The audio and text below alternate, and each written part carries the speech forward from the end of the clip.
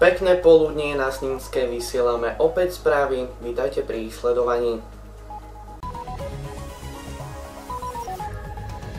Polícia mala v nedeľu večer zaujímavý prípad. V byte Snínčanky sa mal nachádzať nejaký človek, ktorý sa v jej byte zamkol a odmietol ju pustiť.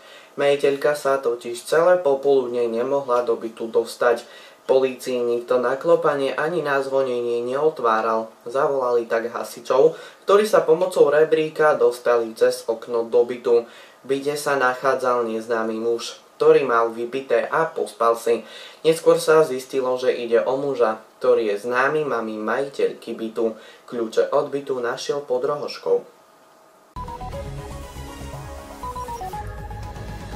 V Ohradzanoch v noci z nedele na pondelok spôsobil dážď škody na miestnej základnej škole. Dážď im vytopil sklad aj kotolňu. Predbežné škody zatiaľ nie sú vyčíslené, keďže nie je jasné, či kotly sú funkčné alebo nie.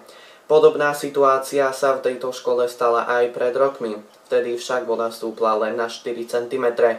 Podľa riaditeľky je problém so zatápaním súterénu školy chronický a súvisí s problematickou vonkajšou kanalizáciou. Počas dažďov voda do vyše 60-ročnej budovy školy neustále priteká cez základy.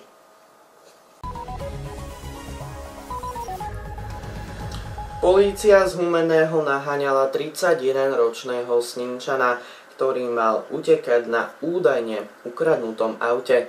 Alexander zo Sniny nechcel zastaviť a polícia tak zopárkrát aj vystrelila. Išlo však len o varovné výstrely.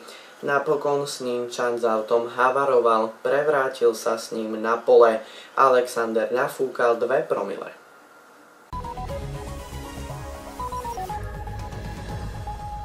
Na dnes to bolo všetko, na budúce sa na vás teším v nedeľu o 12:00 na Snínskej. Majte sa pekne, dovidenia.